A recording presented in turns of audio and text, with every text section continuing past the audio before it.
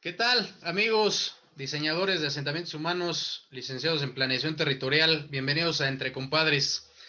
Esta plática que les vamos a presentar es muy interesante si queremos conocer desde los orígenes y las primeras funciones. Entonces, me presento, Josué Guarneros, a sus órdenes, Su compadre. servidor, su servidor Iván Cervantes Ortega, a sus órdenes. Y el día de hoy, bueno, pues tenemos un invitado muy especial. Adelante, Josué. Bueno, pues él es el doctor Eduardo Juárez Aguirre. Les voy a dar una pequeña semblanza. Él es doctor en demografía en el área de economía de la población por el Centro de Desarrollo y Planeación Regional en Brasil. Es maestro en desarrollo por el Colegio de México y es licenciado en diseño de los asentamientos humanos por la UAM Xochimilco. Entonces, pues de ahí vamos a partir. Si gustas compartirnos, Eduardo, con toda confianza, bienvenido a Entre Compadres y pues los micrófonos son tuyos. Adelante. Gracias, José. Gracias, Iván. Gracias, compadres. Bueno, inicialmente yo quiero felicitar esta iniciativa. Me parece que hoy en día el hecho de que podamos utilizar estos medios electrónicos para mantener cohesión, cohesión gremial es una cuestión fundamental. Aprovechar estos medios. La organización gremial de los DHs no ha sido un tema fácil. Vemos, por ejemplo, que ya están constituidos colegios de urbanistas, etcétera, la Asociación Mexicana de Urbanistas, pero parece ser que no hemos podido ser capaces de constituir una organización gremial propia de planificadores territoriales y DHs. Entonces yo saludo con mucho entusiasmo esta iniciativa de los compadres Josué Guarneros e Iván Cervantes de buscar esta comunicación dentro del gremio. Y sobre todo, digamos, por un lado yo lo veo como un mecanismo muy importante en que podamos estar en contacto los colegas de la carrera, donde podamos intercambiar puntos de vista sobre lo que nos inquieta, sobre lo que buscamos, sobre lo que somos. Me parece un espacio eh, muy bueno y yo los felicito por la iniciativa. Y cuando yo recibí la invitación, pues inmediatamente me sumé porque estoy convencido que ese tipo de actividades, el único resultado que pueden tener es positivo para todos nosotros como gremio. Gracias, Eduardo. De Sí, hecho, el planteamiento es, en un primer momento, generar un colectivo, tal vez, ¿no? Un colectivo donde se puedan mostrar todas las experiencias de los distintos compañeros diseñadores de asentamientos humanos y planificadores territoriales y el abanico de posibilidades que puedes tener a partir de esta formación como licenciados en planeación territorial o diseño de los asentamientos humanos. Partiendo de este inicio, de este enfoque, tú eres de la primera generación y esto se me hace muy interesante. ¿Por qué? Porque uno entra a la carrera porque a lo mejor tiene interés por la zona, por lo urbano, lo rural, el territorio. En este sentido, mi inquietud a un egresado de la primera generación sería saber qué fueron los elementos que motivaron o que te motivaron a ti a formar parte de esta licenciatura y si cumplía con las expectativas que tú considerabas en ese momento, en ese contexto. Y bueno, hasta ahora yo creo que eres una persona exitosa que creo que ha sabido utilizar sus fichas de juego, por así decirlo, y se ha podido desenvolver de manera muy apropiada en el ámbito del diseño de los asentamientos humanos y la planeación territorial. Pero, ¿qué nos puedes platicar al respecto? Adelante, Eduardo. sí, muchas gracias, Iván. Miren, yo creo que aquí se coloca un punto central de inicio que es el tema vocacional. ¿Por qué estudiamos lo que estudiamos y por qué nos dedicamos profesionalmente a lo que hacemos? Definitivamente hay un tema vocacional y soy de la idea de que cada uno de nosotros lo hemos resuelto de alguna manera. Yo les puedo comentar de mi caso, de mi persona. yo no tengo una explicación, digamos, intelectualizada, razonada o racional sobre por qué me he dedicado a estos temas. Para mí ha sido una pasión desde niño, ver la ciudad, vivir la ciudad, ver la vida urbana, ver pues todo lo que es la ciudad siempre ha sido una motivación completamente subjetiva, completamente irracional. No fue una cuestión que yo dijera, es que voy a hacer tal cosa por la ciudad. No, es una cuestión de que me gustan los foquitos y el humo y los edificios, etc. De ahí surgió. Entonces yo creo que hay una cuestión vocacional. Les estoy platicando mi experiencia, en mi caso, pero que considero que pues todas las personas pues se inclinan por esa faceta vocacional. ¿Por qué no somos contadores? ¿Por qué estamos aquí entre compadres? Pues porque tenemos alguna cosquillita, ¿no? Alguna cosita que nos dice, esto es lo que me gusta y esto es lo que quiero. Y entonces buscamos alguna manera de decir, bueno, pues me voy a dedicar a conocer, a saber de esto. Y bueno, inclusive hasta puedo llegar a vivir de ello, ¿no? De la cuestión que me gusta, a lo mejor, ¿no? Es decir, entonces, para mí el primer punto es la motivación. Si nuestra motivación es diferente a esta cuestión completamente subjetiva de gusto por la ciudad, por las ciudades, por los entornos, pues entonces, si pensamos de otra manera que nos... Y bueno, y en esto de la vocación yo encuadraría también de que, bueno, tal vez a mí me puede interesar un aspecto, otro, que tienen que ver con la ciudad. Yo ya les platicaré un poco más adelante al respecto de ese tema. En mi caso, yo hablo de mi experiencia, yo no quiero teorizar ni generalizar.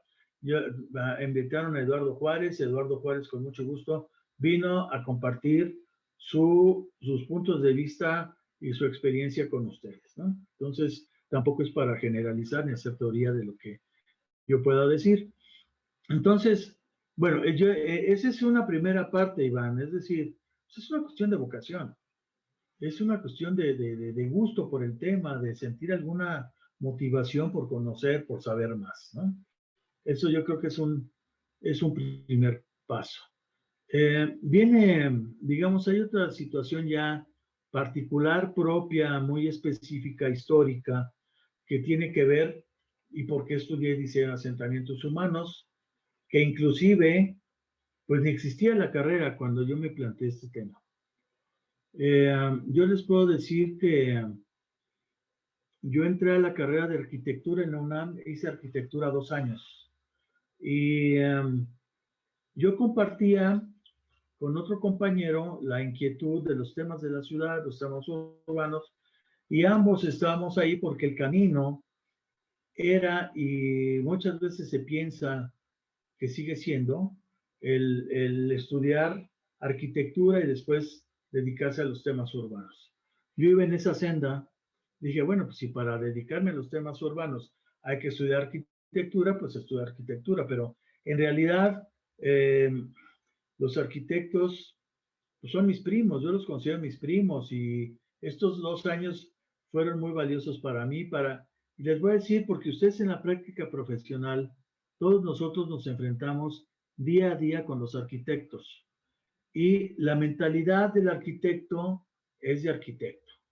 Entonces, cuando queremos generar algún razonamiento urbano con los arquitectos, pues es complicado porque ellos ven así del paramento para dentro de su edificio, la interacción con la ciudad es una cuestión pues que no tiene que ver y bueno, hay muchas vertientes dentro de la arquitectura, inclusive aquellos que plantean la arquitectura social pues sigue siendo básicamente del paramento del predio hacia el interior y el edificio. En fin, no voy a hablar de los arquitectos. Yo lo único que puedo decir es que me dio la oportunidad de conocer la matriz de su pensamiento y eso me ha sido de mucha utilidad profesionalmente y por eso digo, yo los considero que son mis primos. No son mis hermanos, pero son mis primos. Sí, Eduardo, mira, de hecho, está excelente. Y ahora, por decir, otra de las inquietudes a lo mejor que nos empiezan a surgir y que muy pocos conocemos, yo diría que son contados a lo mejor las personas. ¿Por qué no nos cuentas un poco de lo que fue la historia, como lo bien lo estás mencionando? O sea, no existía y a ti te tocó ese proceso, entonces la verdad es que es súper interesante, ¿no? Tanto para los que ya estamos fuera como para los que están dentro, conocer cuál es el origen y qué fue lo que detonó la creación de esta carrera junto con el nombre, ¿no? Sí, precisamente estudiando yo arquitectura y como comentaba yo que compartí esta inquietud con otro compañero, él me comentó un día, bueno, hace mucho, como les decía hace rato, Josué, Iván, a lo mejor muchos de ustedes todavía ni habían nacido, ¿no? Pero estoy hablando de 1974. En 1974, levante la mano los que no habían nacido. Pero bueno, entonces, ¿qué pasó? Este compañero me comentó, éramos compañeros en arquitectura y me dijo, oye, supe que van a abrir una carrera de urbanismo en la Metropolitana en Xochimilco.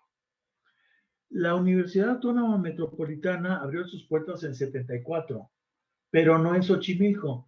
En Xochimilco abrió en 75. Pero eso no quiere decir que no había ya actividad en Xochimilco y eran precisamente estos preparativos para abrir en el 75 en el área de diseño, la parte de ciencias biológicas y la otra parte de ciencias sociales sí abrieron en 74, pero lo que es la división de ciencias y artes para el diseño solo abrió en 75. Entonces yo tuve oportunidad de, pues a partir de esa inquietud dije, bueno, pues voy a ir a ver qué es lo que pasa en 74. Les digo, entonces fui a Xochimilco, me di la vuelta, como les decía, estaban los gallineros, estaba en construcción el edificio central y las vacas pastaban en los prados de la universidad. No había nada alrededor. Si tú querías algo, tenías que irte hasta Tasqueña, que es ahí había comercio y demás, pero no había nada, no estaba poblada la zona, etc. Pero bueno, eso es secundario.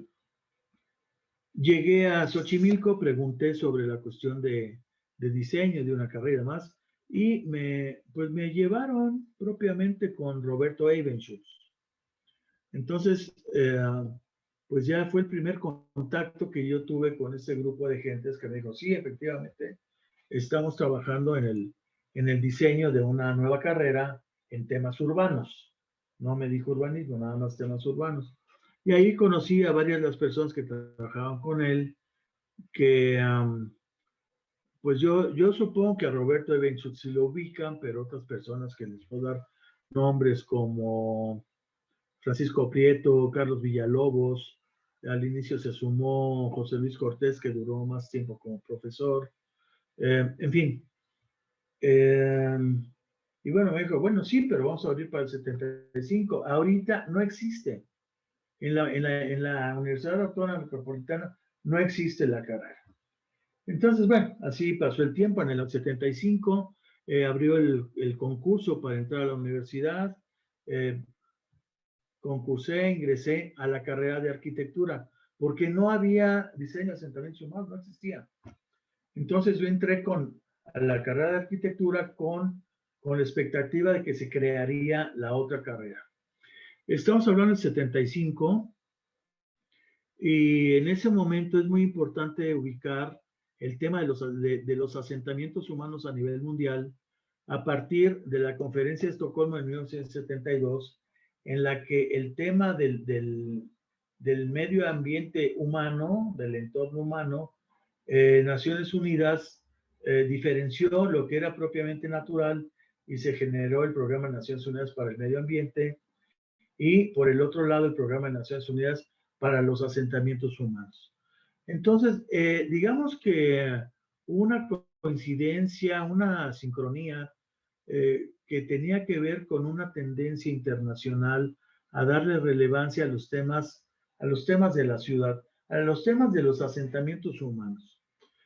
Vamos a entender que la ciudad es un caso de asentamiento humano. La metrópoli es un caso de asentamiento humano. Entonces, bueno, en esta apreciación amplia había el programa que todavía conocemos como ONU Habitat, es el programa de Naciones Unidas para los asentamientos humanos.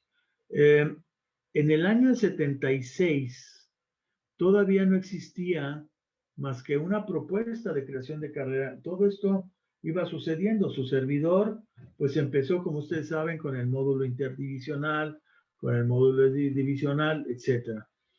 Y realmente, pues yo tenía un interés muy importante y muy grande para que esto se creara, y pues en lo personal me volví una especie de promotor, porque el tema también era de que necesitábamos una demanda mínima de 20 alumnos interesados en la carrera para que entonces pudiera gestionarse. Entonces ahí tienen a su servidor, pues haciendo proselitismo para la creación de la carrera, ¿no? Y convenciendo gente, y oye, mira, que no sé, ta. Y bueno, pues sí, digamos, eso fue parte de la labor, pues que me tocó históricamente hacer. Bueno, vamos a promover que se haga eso porque yo creo que esto y yo lo quiero que suceda. Entonces, en el año 76, precisamente en Habitat 1 en Vancouver,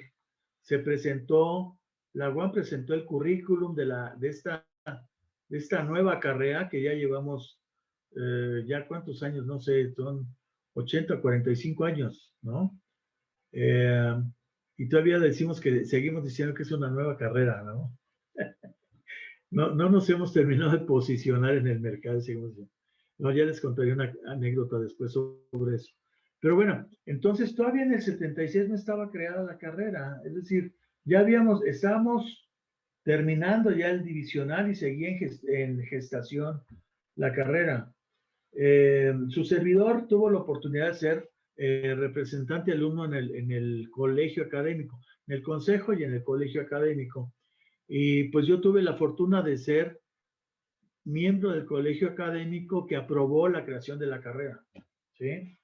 Entonces, pues ya muy contento porque para entrar al tronco específico ya existía la carrera de diseño de asentamientos humanos, ¿no? En fin, arrancamos con un currículum que después evolucionó y cambió, pero bueno, arrancamos con un módulo que nos llevó precisamente con José Luis Cortés. Y bueno, aquí hay otro tema muy importante que es la sincronía en la creación de la maestría en desarrollo urbano en el Colegio de México. Esto fue una cuestión muy importante para la UAM porque esto permitió contar con una estructura de profesores de conocimiento que ya había venido creándose en el Colegio de México, y que muchos de esos académicos del Colegio de México fueron también profesores, por lo menos en mi generación, en la primera generación, tuvimos profesores provenientes del Colegio de México. Entonces, eso fue un apoyo muy, muy importante en términos de docencia, ¿sí? En términos de contar con profesores que estuvieran en el tema. Entonces, pues la carrera estaba en construcción. Entramos después del divisional, del interdivisional, entramos al primer módulo específico, que no recuerdo su nombre, pero bueno, entonces empezamos a trabajar con temas de la ciudad. Y en el Inter, bueno, yo sí quisiera hacer mención de que Roberto Evenchos ha sido pieza fundamental, lo sabemos, un bastión único para la creación de la carrera, pero yo no quisiera dejar de lado el papel de quien era el rector general de la UAM, que era el arquitecto Pedro Ramírez Vázquez. El arquitecto Ramírez Vázquez siempre fue una persona muy visionaria. Nosotros podemos verlo no solo como arquitecto, sino, por ejemplo, aquel gran organizador de la Olimpiada del 68, cómo en estos Juegos Olímpicos él evolucionó el tema de la Olimpiada y se creó la Olimpiada Cultural. Fue la primera ocasión en que a la par de los eventos deportivos hubo un programa cultural. Y entonces, esa es una cuestión, esa fue una innovación. Otra de las cuestiones que tenemos como digamos, evidencias de ese pensamiento y de ese momento es la Ruta de la Amistad, ¿sí? Creada precisamente para los Juegos Olímpicos por Matías Geritz y Pedro Ramírez Vázquez, ¿no? Claro, son esculturas de diferentes países, pero el concepto, tenemos lo que es ruta, tenemos dos, lo que está, por ejemplo, en el Estadio Azteca, el Sol Rojo de Calder, pues forma parte de esa colección, aunque no está ahí, digamos, en periférico, ¿no? Y hay otra escultura que no recuerdo cómo se llama, en el Palacio de los Deportes. Pero bueno, digamos que esto viene a ser una muestra pues, del genio del arquitecto Ramírez Vázquez, que precisamente debemos tenerlo muy presente como un importante promotor de la creación, del estudio, del análisis, de llenar este espacio que estaba surgiendo en los 70s de profesionistas que pudieran abordar el tema. Esto es una cuestión muy importante en la creación de la carrera, porque hay un reconocimiento en el ámbito profesional de que ser arquitecto no es suficiente, que el arquitecto no cuenta con las herramientas para tratar los temas de la ciudad. Y digamos, no por una definición negativa de decir, bueno, los arquitectos hagan ciudad, no, sino por cómo fue generándose un cuerpo de conocimiento autónomo, diferente de la arquitectura que necesitaba un tratamiento muy específico y particular, y en el que se reconocía que no era necesario ser arquitecto para dedicarte a los temas urbanos, que son temas que se pueden pensar complementar, como sea, pero no es lo mismo. Entonces, de ahí de que había que generar una disciplina profesional diferente.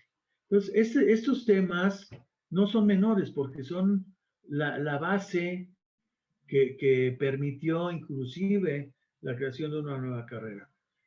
Nosotros tenemos también, en términos institucionales, en la época del 76, que estaba el presidente Luis Echeverría, el impulso que él le dio al tema de asentamientos humanos, ¿no? Entonces, ese es otro, digamos, se alinearon los astros para que la carrera se creara, ¿sí? Iván. Sí, me refiero, es el tema en el contexto de la ley, la Secretaría de Asentamientos Humanos, en ese entonces, ¿no? Que era ya una visión mucho más puntual de dar orden al territorio. En ese entonces se hablaba del plan rector de la Ciudad de México, o el plan rector del Distrito Federal, si mal no recuerdo, ¿no? Los 68, 70, 70, fue el plan rector donde se hablaba también de estas zonas como Santa Fe, como varios puntos, ¿no? Como polos de desarrollo en ese entonces, creo yo. Sí, Iván, pero precisamente es un tema muy interesante porque, digamos, inclusive en nuestra práctica, cuando hacemos planes, todo esto, que bueno, planteamos que debe haber una imagen objetivo y planteamos los usos de la zonificación, usos del suelo, etcétera, ¿no? La diferencia es que sí hubo un importante en el país, un reconocimiento de la problemática de las ciudades y que pretendían ordenarse a través de los planes maestros, como tú mencionas, Iván. Pero si bien nosotros en nuestra práctica podemos llegar a establecer ciertos planos síntesis y lo que estamos planteando a 20 años, la diferencia viene a ser en dos órdenes. La primera, de tipo contextual, en la que, bueno, para nosotros un plan de desarrollo urbano, pues es un instrumento complejo y multidisciplinario. No es un dibujo que nos dice por dónde van a ir los tubos, ¿sí? Que es la visión ingenieril, ¿sí? Nosotros analizamos tendencias, analizamos los cambios que se van dando en la ciudad y bueno, apostamos a un futuro sobre el que buscamos generar y sabemos que a lo mejor no vamos a llegar a eso, pero a diferencia del plan maestro que se había venido trabajando de tipo ingenieril, donde bueno, aquí va a estar la calle, aquí va a estar la red, aquí va a estar tal cosa, ¿no? Entonces, si bien podemos llegar a una forma de expresión formal similar, no es la misma en contenido, ¿no? Y bueno, eso tiene que ver con la evolución de la práctica. Entonces, lo que les comentaba sobre esto de, básicamente ya ves, Iván, no me distraigas. No, del contexto que teníamos en ese entonces. Del contexto que teníamos internacional, también Luis Echeverría le dio bola al tema de asentamientos humanos. Hubo inclusive pues una oposición fuerte a la Ley General de Asentamientos Humanos, una oposición fuerte diciendo lo que se ha venido diciendo después, de que es que esa ley van a hacer que te metan gente a tu casa, ¿no? Tienes que estar en contra y demás. Políticamente hablando, había una pugna muy fuerte por parte de los empresarios de Monterrey hacia Luis Echeverría. Y entonces uno de los caballitos de batalla en esta pugna, pues fue la ley de asentamientos humanos, ¿no? Cuando en realidad, pues sabemos que la ley de asentamientos humanos, pues tenía una visión más amplia como la conocemos actualmente, ¿no?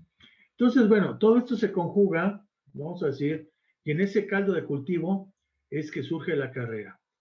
Y eso es muy importante tenerlo presente para saber por qué se llamó diseño de asentamientos humanos. Yo recuerdo que cuando estudiaba, me preguntaban, oye, ¿y qué estudias? Ah, pues estudio diseño de los asentamientos humanos. Entonces había dos reacciones.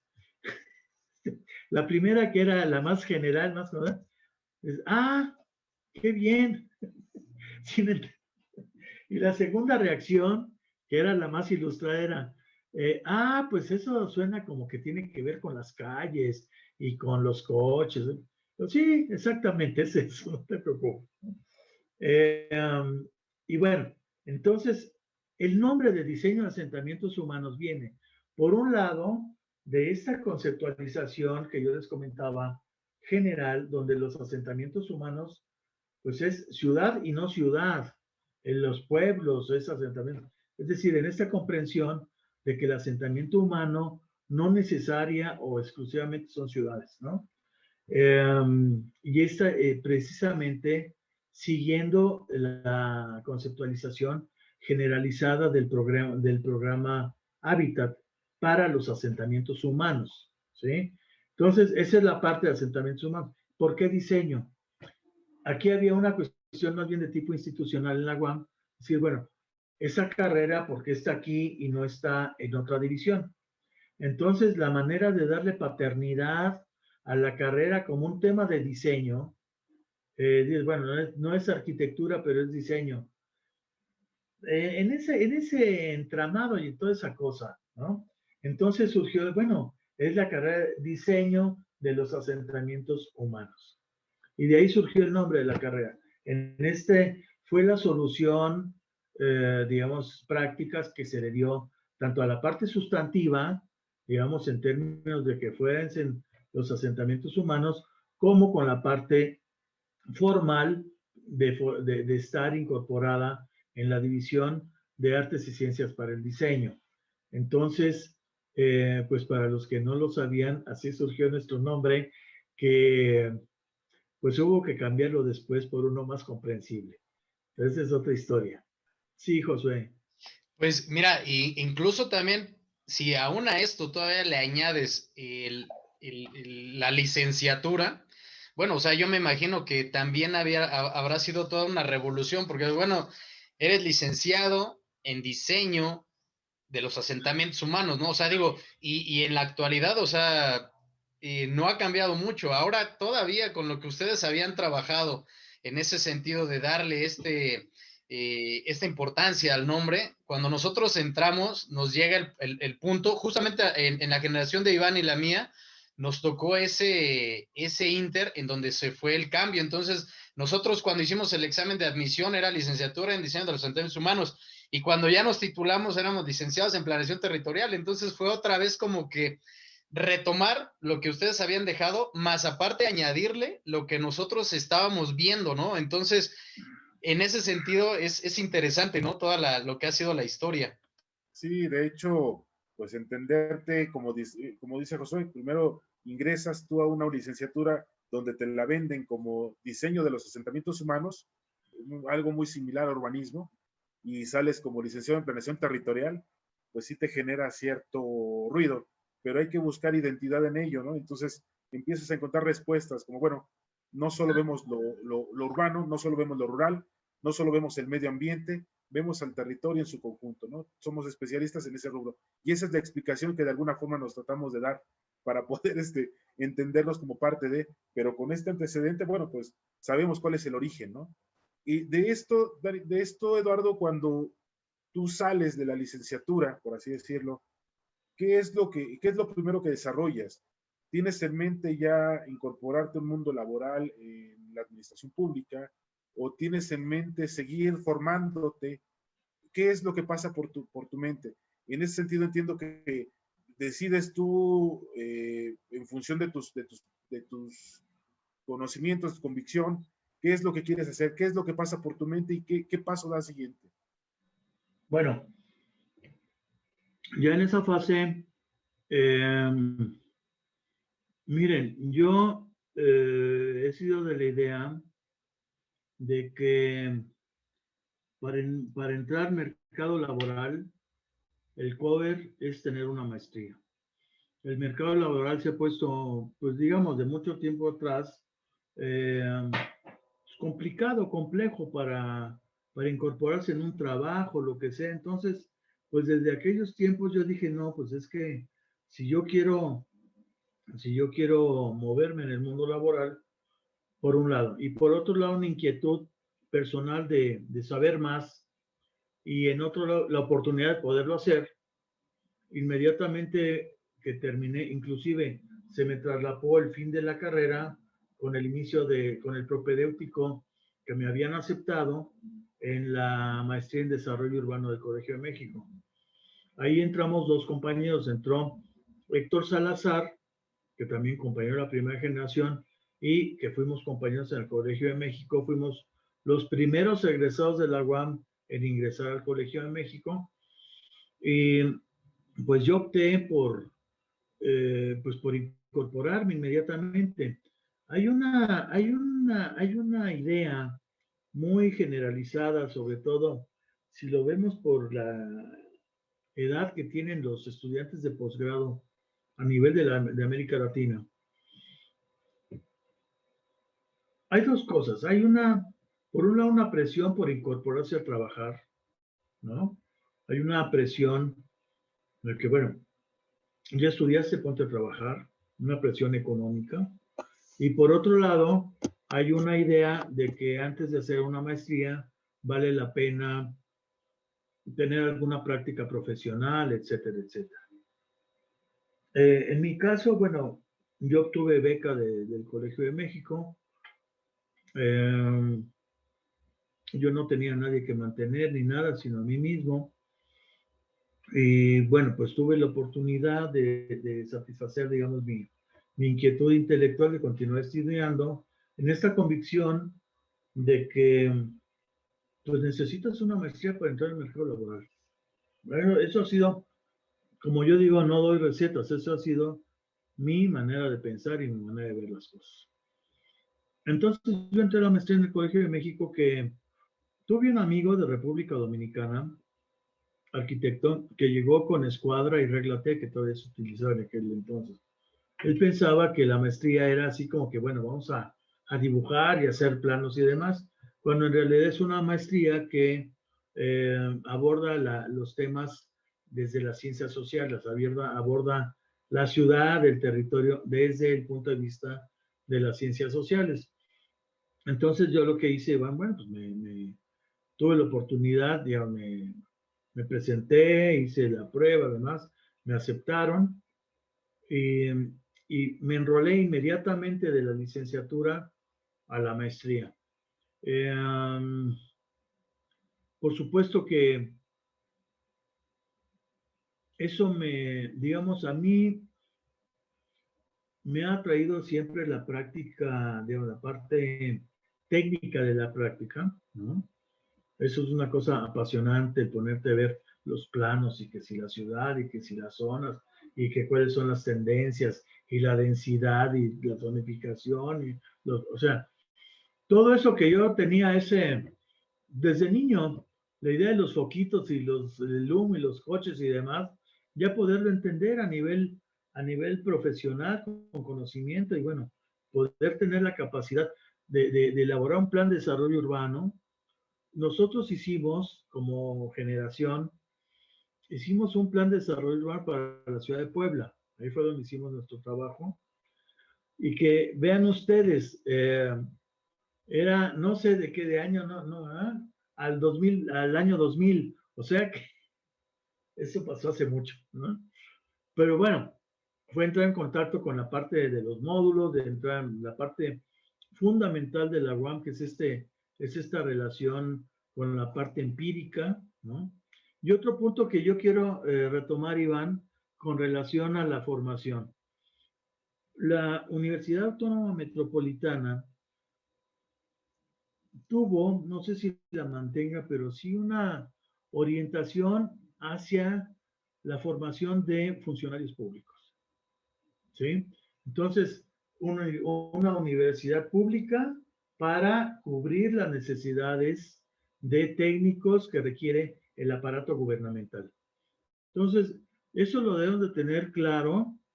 Yo creo que todos, si no lo hemos reflexionado, pues nos podemos dar cuenta que tenemos esa orientación, no tenemos la orientación hacia el negocio inmobiliario, no tenemos la orientación, digamos, pues hacia los aspectos de negocio del desarrollo urbano, ¿no? Y esa es una cuestión, pues, que tiene que ver con la propia misión que tiene la universidad pública en general y la metropolitana en particular, y en este caso, de asentamientos humanos. Entonces, de alguna manera tiene uno una inducción a buscar trabajo en el gobierno. ¿Mm? Digamos, esa es la corriente en la que está uno metido. Al terminar yo la maestría, bueno, antes de terminar, hablé con Roberto Ebenschutz, que estaba en SAOP, era el director general de centros de población, se llamaba, y pues muy amablemente me incorporó a su equipo en la SAOP todavía hace mucho, en el 1981, cuando fue que yo egresé de la carrera, de la maestría. La carrera estuve 75, 79, la maestría 79, 81, y en 81 al terminar, pues como también terminaba la beca, pues a buscar trabajo rápidamente y encontré trabajo. Amablemente Roberto me incorporó en su equipo, ¿no? Y bueno, ahí viene otra cuestión que me parece, bueno, yo había ya estado trabajando como estudiante en despachos, como estudiante de diseño de asentamientos humanos en un despacho que en esa época ya estaba surgiendo la parte, digamos, institucionalizada de la elaboración de los planes de desarrollo urbano. Entonces, pues tuve la oportunidad de participar, lo hacía en los despachos, porque, digamos, es una cuestión que ha sido común de que las áreas técnicas de los gobiernos no han tenido la capacidad para que internamente lleven a cabo estas tareas. Entonces, bueno, entonces esa fue una experiencia previa como estudiante y demás.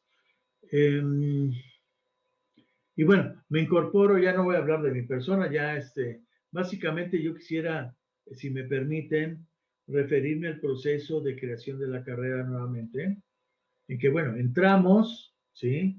Fue la cuestión de reclutamiento de una masa de 20 interesados por lo menos, y arrancamos todos con la idea de que éramos conejillos de indias.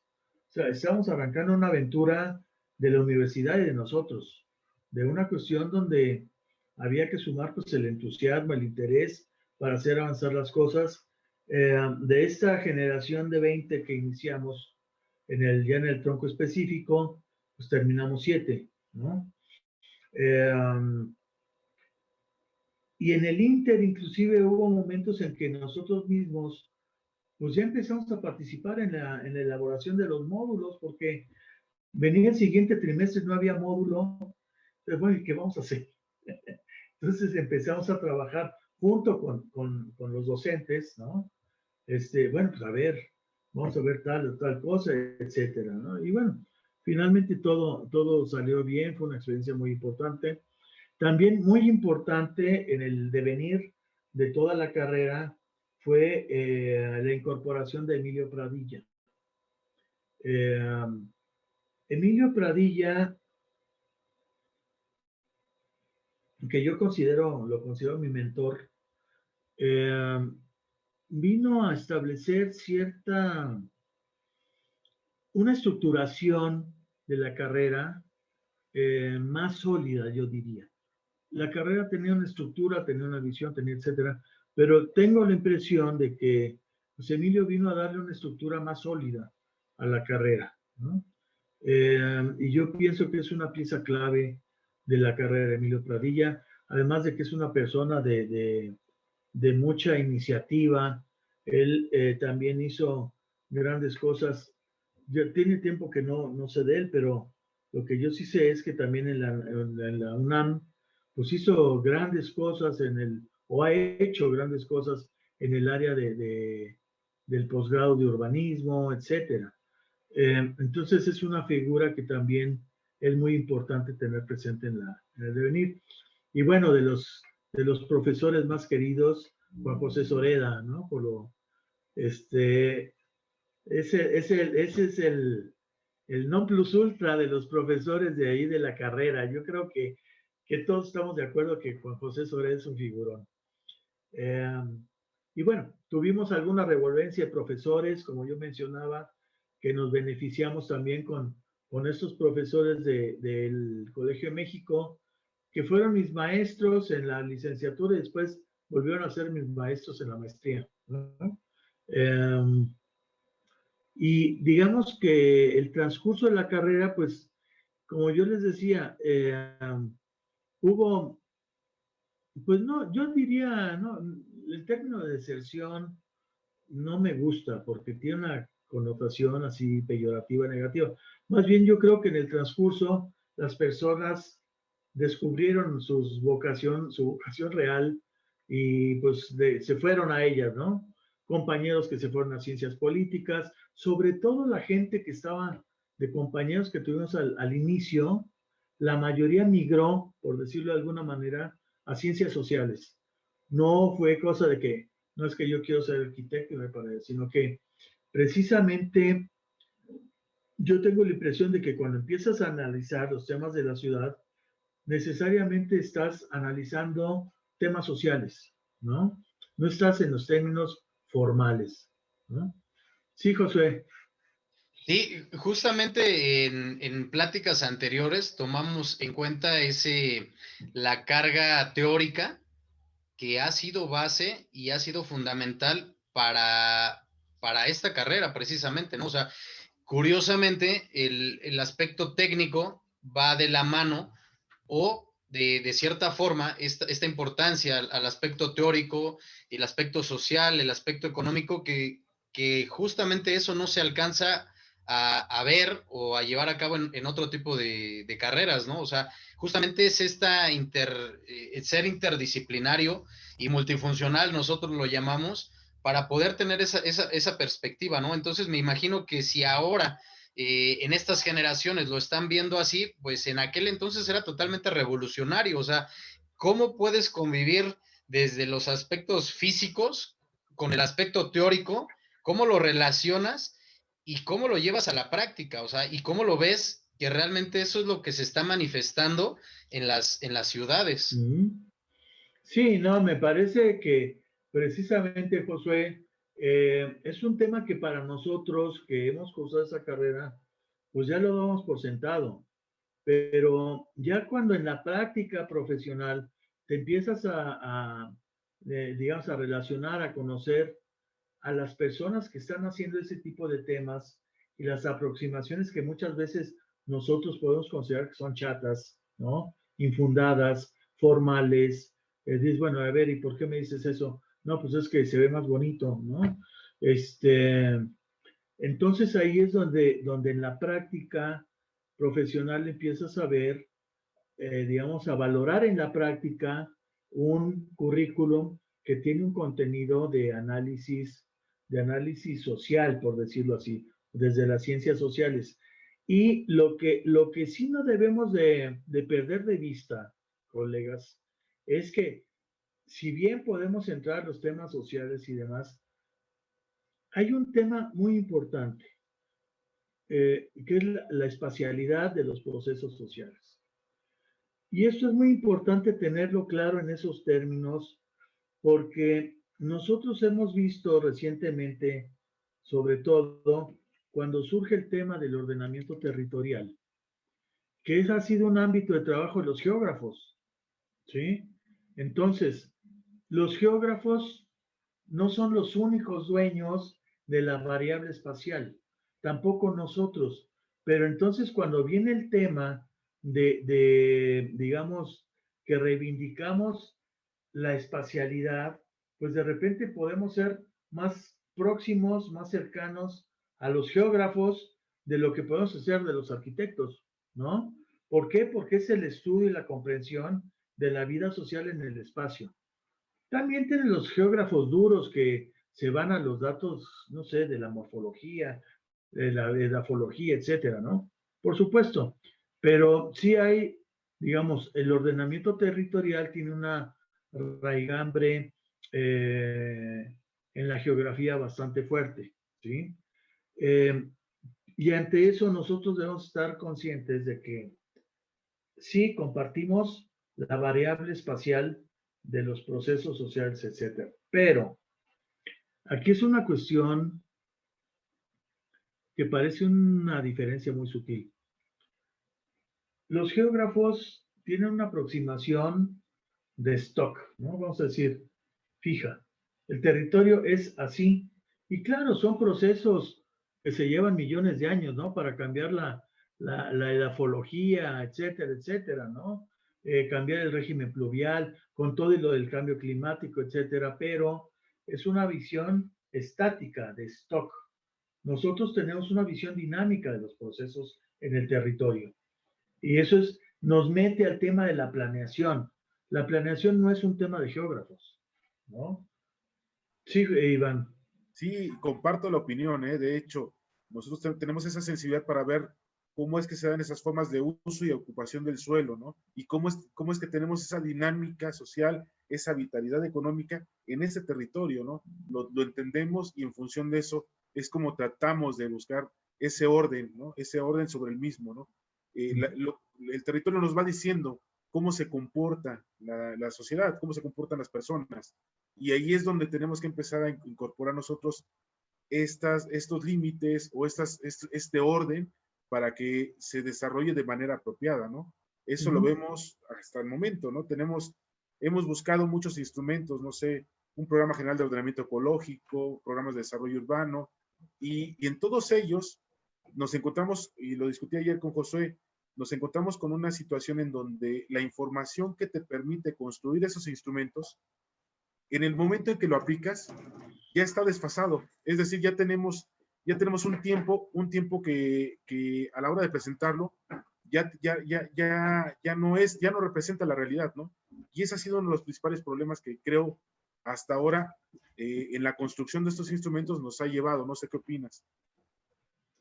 Bueno, mira, eso nos lleva al tema de la planeación. Y la capacidad prospectiva que tengamos y que resulte de utilidad. Muere lo siguiente. nosotros podemos considerar que cuando hacemos planes urbanos, no estamos hablando de lo que es, sino de lo que, bajo ciertas consideraciones, etcétera, pensamos que puede suceder. Pero también sabemos que eso puede no suceder. Esa es la cuestión que tenemos, o sea, tenemos que manejar una incertidumbre. Es como, por ejemplo, cuando se hacen proyecciones de poblaciones, ay, no, es que no sirven porque no le llegó al número que habían dicho. Pues no, es un ejercicio técnico que considera cierta dinámica de ciertas variables que pueden resultar en cierta cosa, pero no tenemos certidumbre. Ahora, desde el tema de la... Hay otra cuestión que es muy importante. Eh, la ciudad en sí misma es un proceso. Alguien decía que la Ciudad de México va a quedar muy bonita cuando la acaben, ¿no? Pero pues sabemos que nunca la van a acabar. Entonces, debemos de entender esa lógica, la lógica de la planeación, la lógica del desarrollo, ¿eh? Y debemos de ser capaces de hacer esa lectura que no es formal, está vinculado a una serie de cuestiones de orden que ya sabemos, político, económico, social, etcétera, ¿sí? Y yo vuelvo al punto, Iván, de que esas herramientas pues, son las que te dan en la universidad. Eh, Aquí también habría que distinguir, por ejemplo, con nuestros primos urbanistas, por ejemplo, ¿no? Y no es simplemente un tema de escala, no es de que nosotros podamos ver el territorio y la ciudad, y ellos como urbanistas vean, básicamente se mueven a nivel del diseño urbano, ¿no? Esa es la escala de trabajo del urbanista. Pero no es solo una escala, no es solo un tema de escala, es un tema de cómo se trabaja el objeto de estudio, por decirlo en términos guameros, ¿no? ¿Por qué? Miren, tanto el objeto arquitectónico como el objeto de diseño urbano, ustedes los pueden manejar, los pueden expresar en un número finito de planos, ¿sí? Tú puedes decir el plano A, el plano B, y te puedes tener 500,000 planos, pero estás prefigurar tiene que ver con la planeación, porque estamos pensando a futuro cómo van a ser las cosas, pero en un número finito de planos. Ya llegaste al 487, ya no hay 488. La ciudad nunca la vas a poder expresar en un número finito de planos. Porque como decías, Iván, la ciudad que dibujaste hoy no es la ciudad de mañana. Entonces, nosotros debemos de tener muy claro este ejercicio de la potencia que debe tener nuestro ejercicio de prefiguración, que es el alma de la planeación.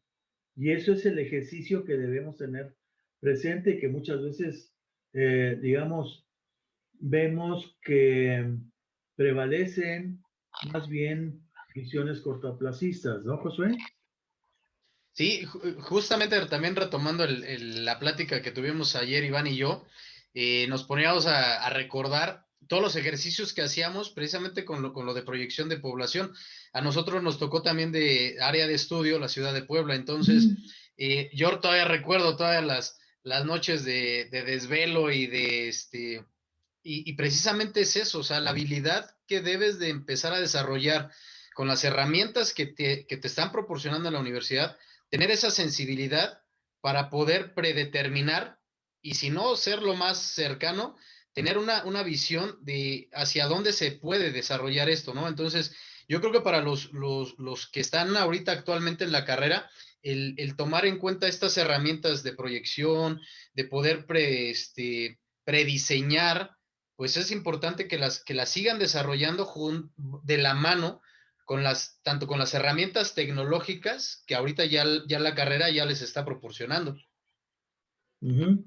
Sí, fíjate que ahí hay una cosa. Por ejemplo, bueno, yo les voy a decir, después de la maestría, unos años después, yo hice un doctorado en demografía porque mi pregunta era desde que estaba en la universidad, pues cómo se reproduce la población en las ciudades, ¿no?